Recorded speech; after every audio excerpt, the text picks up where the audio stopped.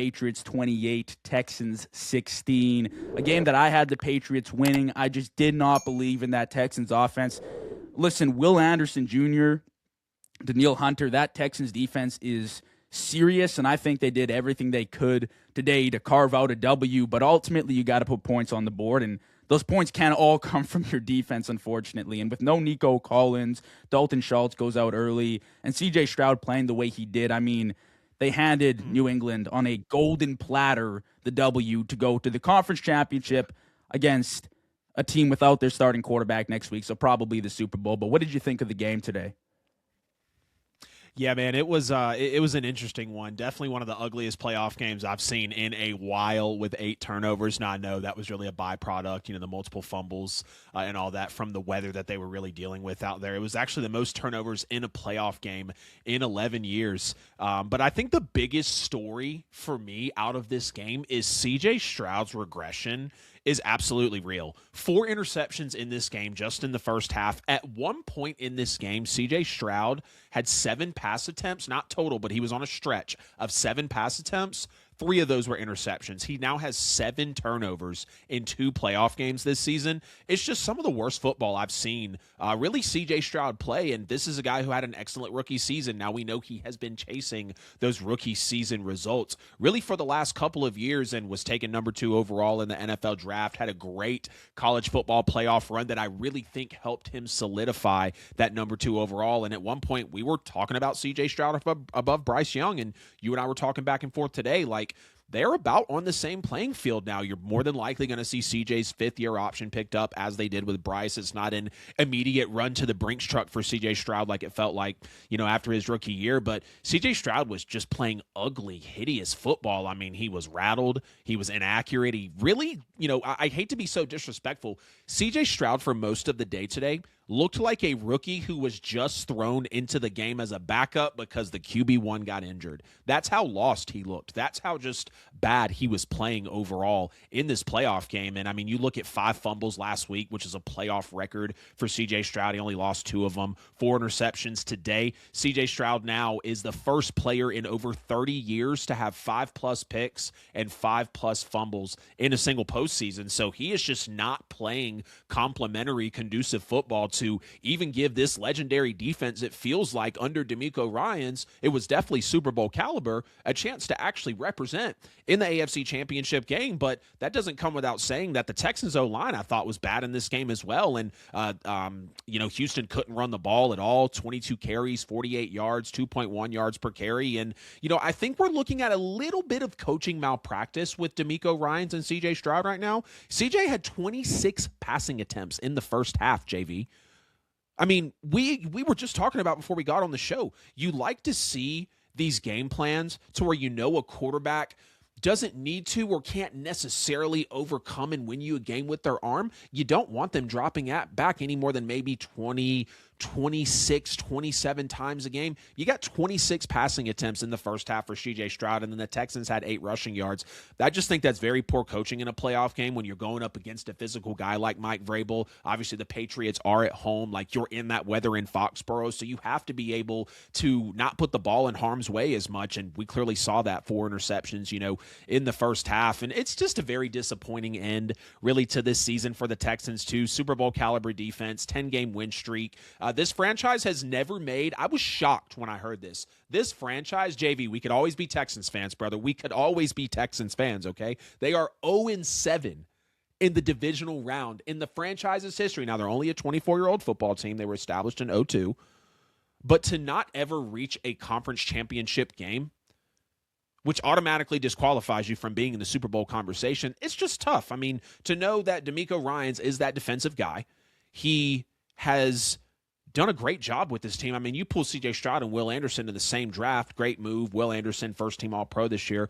Absolutely excellent. But then when you look on New England's side of the ball, I mean, Mike Vrabel, first year as Pat's head coach, second-year quarterback. He's in the AFC Championship game. It's the second AFC Championship game for Mike Vrabel in his head coaching career, of course. And, I mean, from 4-13 to 16 wins and counting on this season for New England, and this is the 16th AFC Championship game all time for the Patriots as well. And I know y'all see me wearing the Saints hoodie, you guys that are, religious watchers and listeners of the show.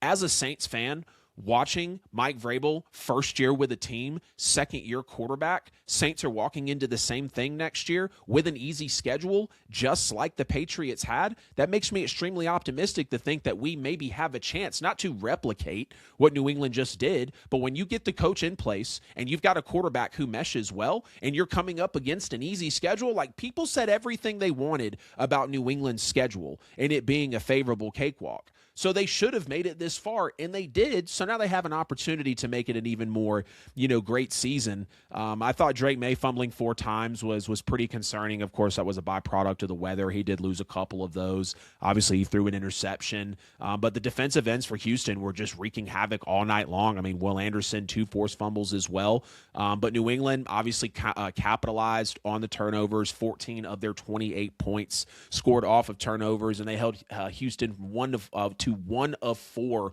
in the red zone. And really, New England just dominated this game, from the pick 6 on, which was just an ugly pass attempt by CJ Stroud. So credit to Mike Vrabel, what he's built up in just a season, literally quadrupling the wins for this, ball club. And then CJ Stroud's regression is really concerning. I'm fearing that he's starting to slip into that 15 to 20th best quarterback in the NFL, but we really got to dig into the tape. Yeah.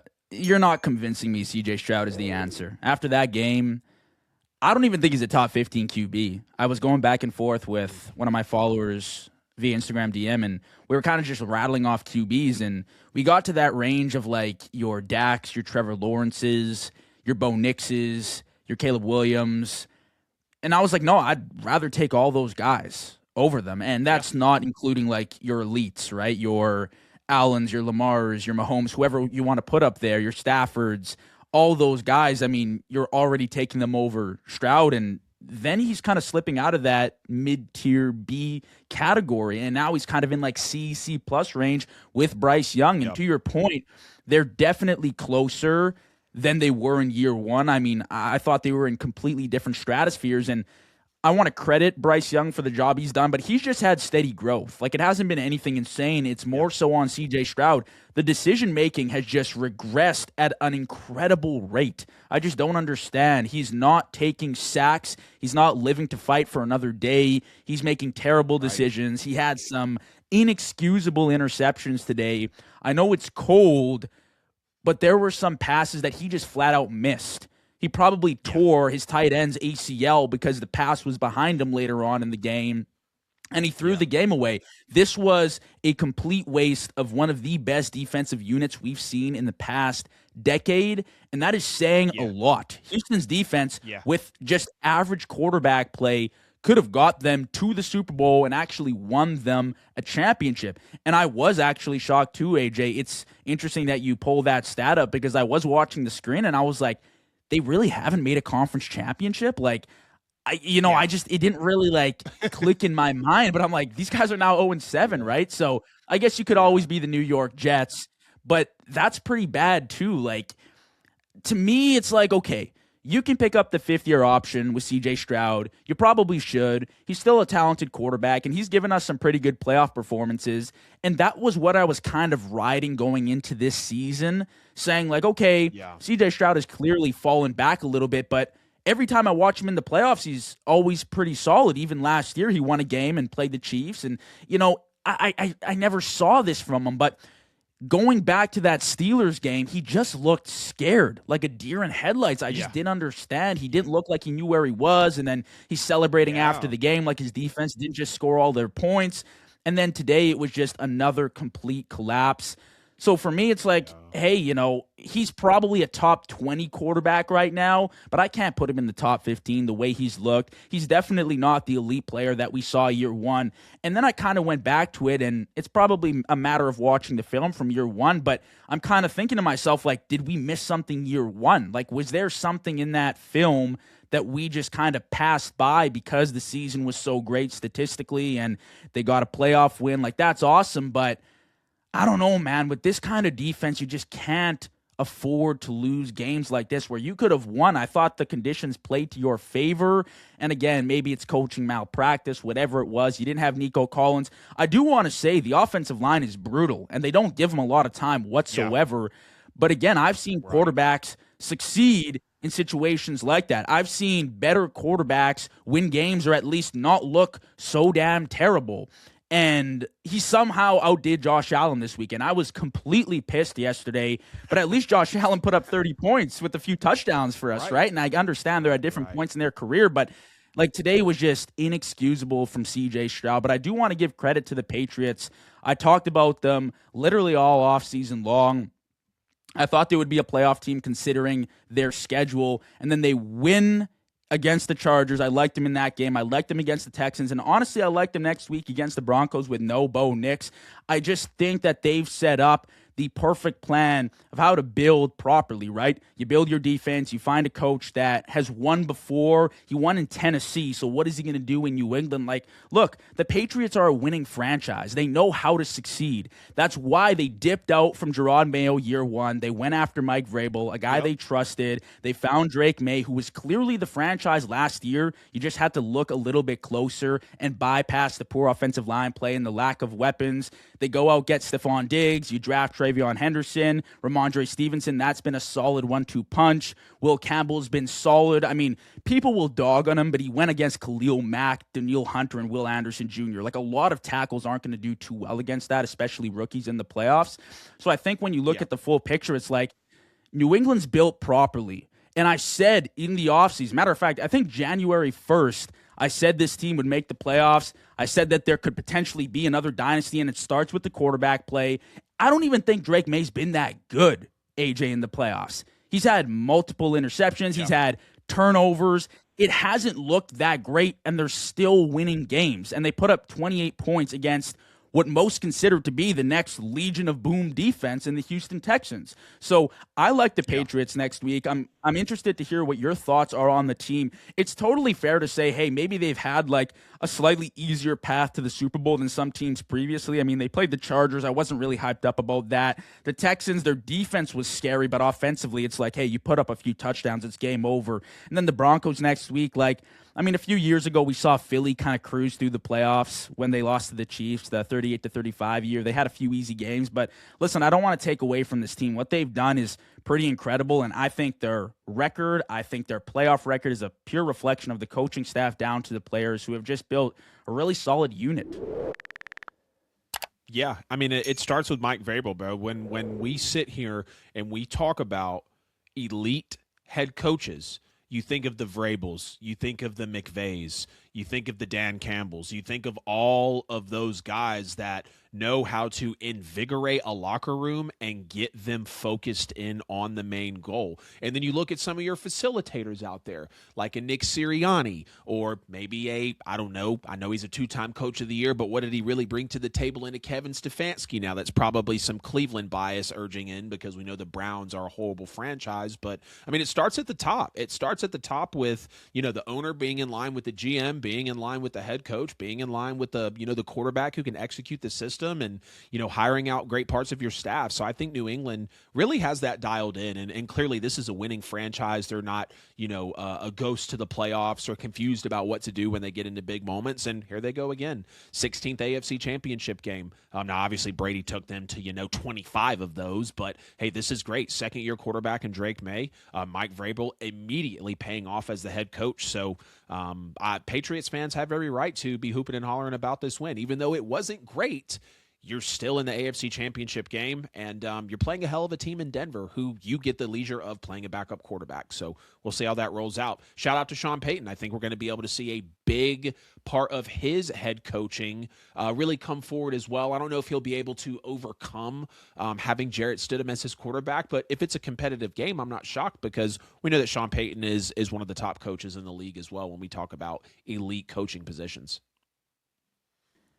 And I talked about Sean Payton yesterday on the show, AJ, and maybe I didn't give him enough credit because I was so wrapped up in the Bills, but I would like to go back over the film because when you watch what he did, he was working without two of his receivers who went out during the game. And the ability to isolate matchups when he wanted them and notify his offense, his quarterback, his players when we had guys out of the lineup. There were 2 times that guys in our secondary were out on the sideline injured, even for a play. And on those 2 specific plays, the Broncos scored touchdowns, one at the end of the half, one to close out the game. And those were the difference makers, really. And that comes down to Sean Payton and the job he did. I don't think he's actually working with a ton of talent offensively. I think it's at best mediocre. I like Sutton, but there's a lot to be desired still in Denver. But I will say what Sean Payton did for the amount of heat I would say he gets, because I feel like a lot of people get after him. And I understand, like, maybe he throws a lot of screens and maybe he's progressing a little slower than most head coaches or play callers with their quarterback. But once the playoffs came around, I thought it was great what he did against us, and I give full credit to him. But back to Mike Vrabel, I think an underrated part about sports is leadership. The thing about the Patriots is they've won before and they know what to do. So what they did is they looked at Bill Belichick and said, we're done with you. They moved on rather than keeping him around. And I don't know if that was the right decision or not. Right now, obviously, they're succeeding. But you look at a team like the Ravens, who kept John Harbaugh around for maybe a few years too long, or the Steelers with Tomlin, or the Bills with McDermott. The Patriots just hung it up with Bill Belichick, sucked for a few years, cut their ties with Drake Maye after one season because they saw the guy that they knew would have success with them, who was Mike Vrabel. He walks in, the defense is a completely different unit. They make some great free agency moves, and they don't even have a ton of talent offensively, yet they were a top 5 scoring offense this season. And once again in the playoffs, they've looked pretty phenomenal as a unit. I think what Mike Vrabel does better than most coaches, what I've loved about Dan Campbell since he's entered the league, is he's inspired and he's been a leader, and especially in a colder city. It's not like Miami Beach where there's a lot to do. Distractions. That's the mentality you got to have. You know what I mean? Like, you're locked into football. The environment definitely plays into things. And now I'm looking at next week, and yes, I just raved about Sean Payton, but it's hard to overcome having your starting quarterback, who you've had for now like 19 weeks, out of the lineup, and Stidham come in. And I still don't think, like, the Broncos move me very much, to be honest with you. Like, they're a good team, don't get me wrong, but they are not like a juggernaut. Yes, they're absolutely going to win a Super Bowl, if you know what I mean. Yeah. And, when you think about the Broncos, and people are probably going to think this is funny when I say it, but when you think of Denver, they are literally formed around Sean Payton, Bo Nix, and that defense. There's nobody really on offense as a player that you fear as like a game breaker, but the play calling is so diverse and Sean Payton is so good at his job, and Bo Nix is showing that he is a good quarterback. There are no more qualifiers out there for Bo Nix. He's certified. And I wish we could see him play in his first ever AFC Championship game, because when Sean Payton got hired a few years ago, I said, if this team gets to the AFC Championship first year, second year, I'm not shocked. Now, to what you're talking about with developing a little slower with their quarterbacks, but is anybody upset about that? Is anybody upset about Sean Payton in his third year with his second-year quarterback, AFC chip? Same thing with Mike Vrabel, second-year quarterback, first year as a coach for that organization. Now, obviously, he's been a head coach before, but, you're 100% right. You don't really fear Denver, and you did think of them as a competent team because of who was under center, with Bo Nix complementing Sean Payton's style. Thankfully, the defense is still there, but it's definitely going to be a fall off with Stiddy, as Sean Payton likes to call him, under center. No, absolutely. And this, again, relates perfectly to what we were discussing about Mike Vrabel and the Patriots knowing how to win. This is a head coach that has won before and has won a Super Bowl and knows what he's doing. So there's a reason he moved off Russell Wilson. There's a reason he was a prick. And there's a reason he went out and got Bo Nix, because he saw something. And I will always trust coaches that know what they're doing. And I made that mistake with Kyle Shanahan, who has done wondrous things this year with the 49ers and brought them a playoff win. There are some coaches that are just better. And I feel like in the modern era of NFL football, coaching and especially play calling has become that much more important, which maybe is a discussion for another day. But Agreed. I feel like it's just become crucial for teams, almost more important than having an elite quarterback like we've seen with the Broncos this year, although I think very highly of Bo Nix.